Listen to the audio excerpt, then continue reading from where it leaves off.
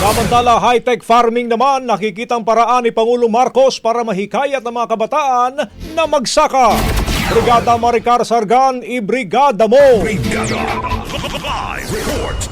Naniniwala si Pangulong Ferdinand Marcos Jr. na ang paggamit ng makabagong teknolohiya ang magiging mabisang paraan upang mahikayat ang mas maraming kabataan na pumasok sa sektor ng agrikultura. Sa pakikipagdialogo ng Pangulo sa mga magsasaka sa Nueva Ecija, ibinahagi niya ang kanyang obserbasyon sa patuloy na pagtanda ng populasyon ng mga magsasaka at mangingisda sa bansa.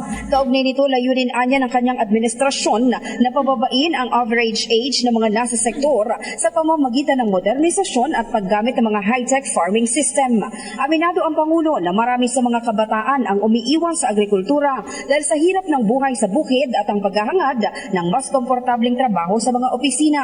Ngunit sa pamamagitan ng intensive at extensive farming gamit ang makabagong teknolohiya, nakikita ng administrasyon na maipapakita sa mga kabataan ang potensyal ng mas mataas na ani, mas malaking kita at mas sistematikong paraan ng pagtatrabaho sa agrikultura. Naniniwala si Pangulong Marcos na ang mga kabataan mismo ang may kakayahan at kaalaman upang magpatupad at magturo ng mga makabagong paraan sa pagsasaka. Sa ganitong hakbang, umaasa ang punong ehekutibo na muling mabubuhay ang interes ng kabataan sa agrikultura at muling sisigla ang naturang sektor na matagal na anyang napabayaan.